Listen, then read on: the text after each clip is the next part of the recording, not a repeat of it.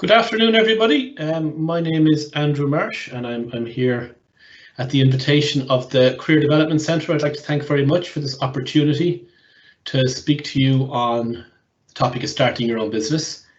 If you have any questions as we're going along, pop them in the chat box there. I think there should be a facility for you to ask questions, and I'll address them at the end. On my presentation screen, I can't actually see the questions as they're coming in, so I will address any questions at the end.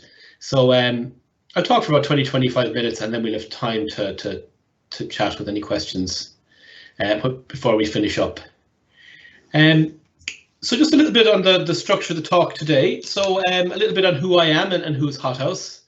And then, I've half an hour today to talk to you about starting your own business.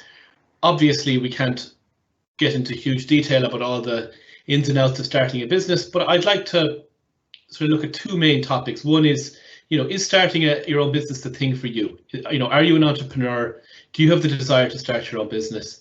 And then if you do, what are sort of first steps you could take, and what help and support is there both within TU Dublin and more broadly? There's quite a large ecosystem of supports for entrepreneurs in Ireland. So, we'll talk a little bit about those and who you could reach out to for a bit of help and assistance.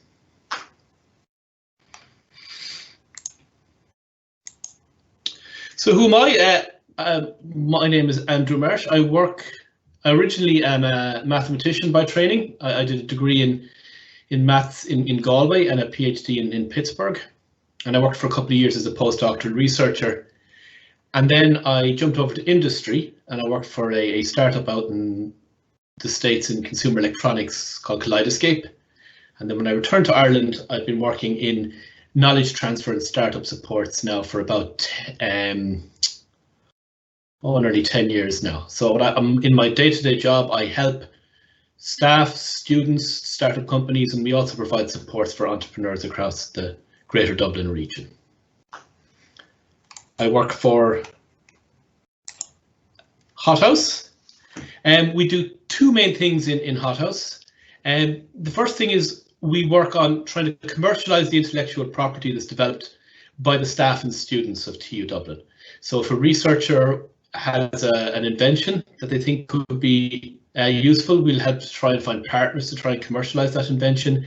If a staff member or a student is interested in starting a company, we can help them. We can help set up research collaborations between industry and staff in TU Dublin. And then probably more relevant for this talk is we help support the launch of startup companies, not just those that are associated with the university, but more broadly. So as part of my job, I meet 100+ entrepreneurs and startups every year. So it kind of gives me a good overview of the issues that people see, and a good overview of what supports are available and what sort of questions come up. So just start there, a little bit of context on myself and the office. And as well as Hothouse, there is the link out in Blanchardstown, and there's the Synergy Centre in Tallow that perform very, very similar roles and functions. So depending on where you're based, you may come and talk to us in Hothouse, or you may talk to Claire out in the link, or Jack out in Synergy. So there's an awful lot of sort of mythology and mystique around entrepreneurs. They're sort of seen as it depends, they're either vilified or lionized. They can be heroes or villains. And what I want to spend a few minutes today is maybe cutting through some of the stuff that's talked about entrepreneurs, and let's look at what evidence there is out there about entrepreneurs and entrepreneurships. And the first thing you need to think about if you are going to start your own business, and if you're going to undertake any major activity in your life, is what are your motivations? Why are you actually going to do this? And the research shows that the most common reasons that people give for wanting to start their own business, when the number one reasons is people who want to build wealth, financial reward. And I'm taking a sort of a neutral, non-moral point of view, whether you think that those who build wealth are, you're going to take the Marxist view that they're exploiting the common man and the worker, or you're going to think that they're, fantastic wealth builders. Whatever your moral perspective is, I'm just going to take a neutral view on this and just talk about what are the actual reasons people have for starting businesses. So people want to build wealth, or they have a great business idea that they've always had that they want to exploit. They think, that this is something that they can create a great business from. And so people, have always been a burning desire of theirs to start their own business. It's something they've always wanted to do for whatever reason. And others are attracted by the startup culture, so that they don't like the idea of working in a 9-to-5 office with shirts and ties and processes and policies and procedures. They want that informal startup, flying by the seat of your pants, just trying to get by from day to day, the excitement of that. And similarly, some people just have no desire to work for other people. They just need to be their own boss. And less common reasons that are cited for people wanting to start their own business, particularly in Ireland, are necessity. So if they can't find a job, this is more common, I guess, in less wealthy countries where people become entrepreneurs out of necessity. Or it could be an influence of family or friends. So people have sort of persuaded you that this is something that you should do. So these are just some of the most commonly cited reasons in the research for people wanting to start their own business. What you should do is sit down and think, what are your own particular reasons identify your own particular reasons for starting your own business, because it will be a long and difficult road. And if you don't really have that motivation or understand that motivation, it could be very, very challenging.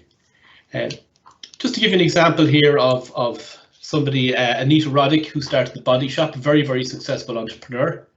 And for her motivations, Anita said, I have always found that my view of success has been iconoclastic.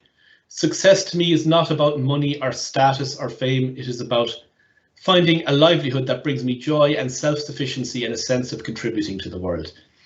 So you can see from what she says here that Anita is not as interested in wealth building, perhaps, but it's more what she says sort of speaks to the independence, being able to do what she wants to do, being able to do things that she feels are meaningful and useful in the world rather than working to someone else's agenda. So the second thing to think about is first of all, do you want to start your own business? And secondly, are you the sort of person that's suited to running their own business? Not everybody is suited to it. So we just look at, there's in this frame here, we can see some famous entrepreneurs. You may recognize some of them you may not. And again, there's probably a huge amount of nonsense talked about entrepreneurs and the characteristics of entrepreneurs. So when we think of entrepreneurs, we probably think about people like Steve Jobs in the top right there, who's sort of exceptionally creative and aggressive and charismatic and has all these properties that we associate with entrepreneurs.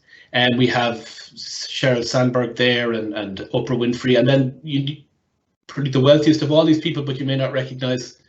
I wouldn't have known much about her, is in the bottom right, which is Gina Rinehart, who's a very, very successful entrepreneur in Australia, developed a very, very large mining company from her father's bankrupt business.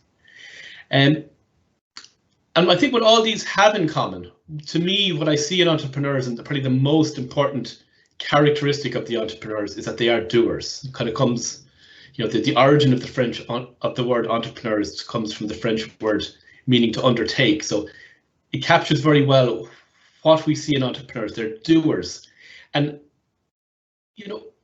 we don't necessarily want everybody in the workplace or in life to be a doer. If you are the engineer tasked with designing the next airplane that I fly in, I don't necessarily want somebody who just cuts through the red tape and, gets things done as quickly as possible. You want a thinker. You want somebody who takes their time and is careful and considers and checks everything 20 times and so on. But for starting your own business, you need to be somebody who has a predisposition towards just immediately taking action and doing things. So what are the characteristics? Again, this is some from my own experience and a good deal informed by the research.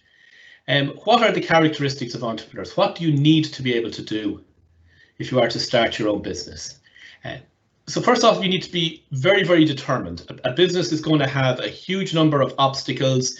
You're going to set up your new shop, and the first customer that comes in the door is going to, write you a terrible review on Google Reviews, and you're going to feel deflated. you need to be the sort of person who can resiliently deal with that type of adversity and issues, because there's a huge amount of uncertainty and issues will arise as you're going along.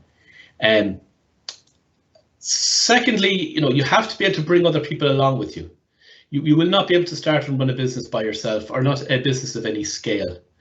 What I'm talking about today applies as much to whether or not you want to start a hairdresser's or you want to start the next Google. I'm trying to keep this talk as general as possible so that it addresses all those different needs. And what I'm saying applies as much to a sort of a service type small business as a large tech business. So if you think about the issue of bringing other people along with him, think about somebody like Steve Jobs. Although he was known to be a very, very aggressive person, he could certainly get people to do what he wanted. It was almost, he almost had a cult-like following. An entrepreneur, somebody starting a business, needs to be able to see and take opportunities.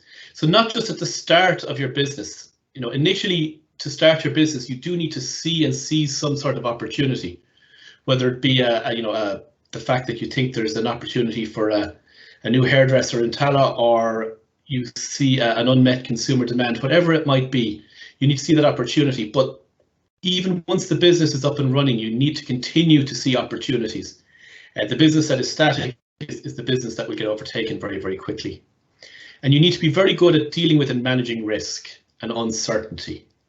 And when you start your business, you don't know for certain that you're going to have the revenues coming in to pay your staff the next month. If that is the sort of issue that's going to cause you endless sleepless nights, then perhaps starting a business isn't the thing for you. You need to be able to not take wild risks, but be able to understand risk and deal with it and deal with uncertainty. You need to be able to learn on your feet, and then most importantly, as I said, entrepreneurs and those who start their business are action oriented. They're doers. When they see an issue, they try to fix it. They try to do something about it straight away. So just to recap, the first half of this talk, I just want to talk a little bit about why you might want to start your own business, and I want you to think a little bit before you do so about, is starting a business the right thing for you? You don't have to tick all these boxes, but if you are terrified by uncertainty, or you're the sort of person who likes to consider every single angle of something before taking action on it, perhaps starting a business isn't the best path for you. So what are the first steps that you can take? Again, depending on the nature of your business, the exact first steps you take are going to be very different. If you're thinking of setting up a hairdresser's in Tala, you might look at premises. You might look at is there licensing required? Whereas if you're talking about a tech startup, you might look at doing some market research, whatever it might be. But regardless of what your first steps are, the theme is going to be exactly the same. It's well captured by this quote from a guy called Steve Blank. Steve Blank, he developed this lean startup methodology. And he has this statement here: no business plan survives first contact with the customer. This is a corruption of a military phrase that I don't know who was attributed to. I'm sure plenty of people have said it over the years, that no battle plan survives first contact with the enemy. So, we sit there, we plan, we do as much planning as we possibly can, but when we go out there and our plan meets the real world is going to be different than what we thought it was going to be. And this is the same no matter what sort of business you're going to set up. And so the process that you're going to undertake to deal with this uncertainty is that you're going to constantly go out and find out as much information as you can, come back, absorb that information, change your plan, and continue to iterate quickly and effectively. So this is sort of captured in this diagram here. So you can start anywhere on this. So again, no matter what sort of business you're going to set up, you start somewhere, you document your beliefs, you write down the things that you think are true. I think I'm going to be able to rent a premises in Tallaght for a hairdresser salon for €1,000 a month. And you design learning outcomes to try and actually see is that true or not. So you go and talk to estate agents. And I think that there's an unmet demand for hairdressers in Tallaght. Well, are you going to go out and do some market research? Are you going to talk to people? Are you going to survey the other number of hairdressers? Are you going to see if hairdressers have been successfully opening or closing out there. You've got to write all this stuff down, design learning outcomes, which is the actual plan that you're going to do, get that evidence back, and then go back and change your plan to suit the actual evidence. And you're going to do that early, and you're going to do that often, and you're going to do that before you spend an awful lot of money and time on things. And we see far too many companies that go and disappear for 18 months into a room, develop a product or a service or develop something, go out to the market, launch it, and find out that it's not successful because they have not been iterating throughout the development process to ensure that what they're developing is actually something that people want.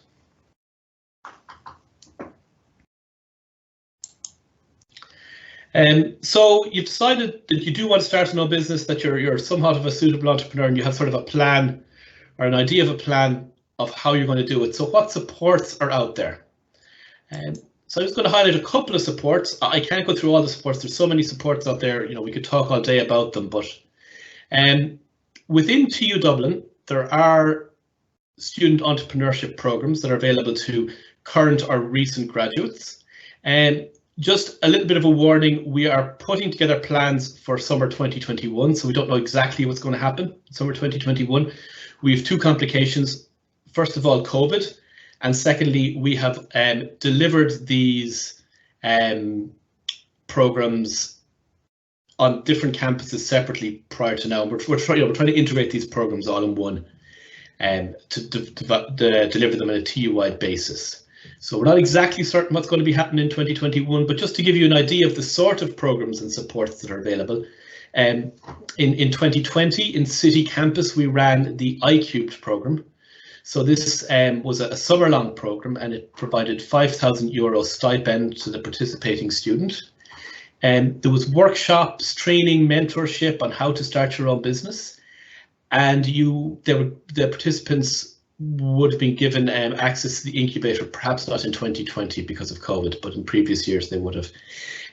So they would get hot desk space, and there's lots of other startup companies in the incubator, so it's, you know, it's fun. It's kind of we talked at the start about the motivations. That startup environment very much have that down there at the incubator in Grangecorman, in the Greenway Hub.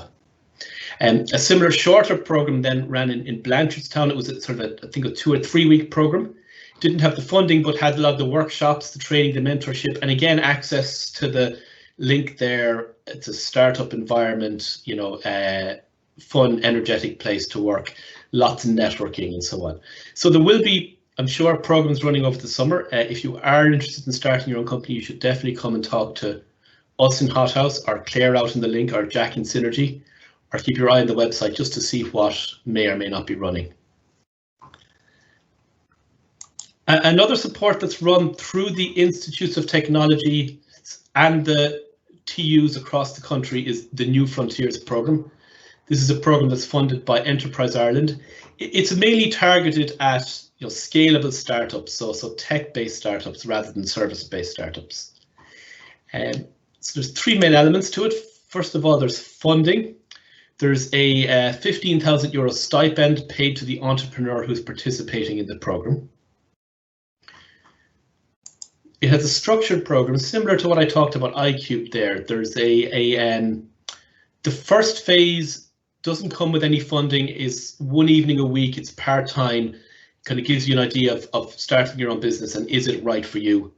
The main phase, which is phase 2, is a full-time program over 6 months. That's the one that comes with the stipend, and that involves you know, a structured program of training, mentorship, meetings with investors, pitch training, all the stuff that you'd expect.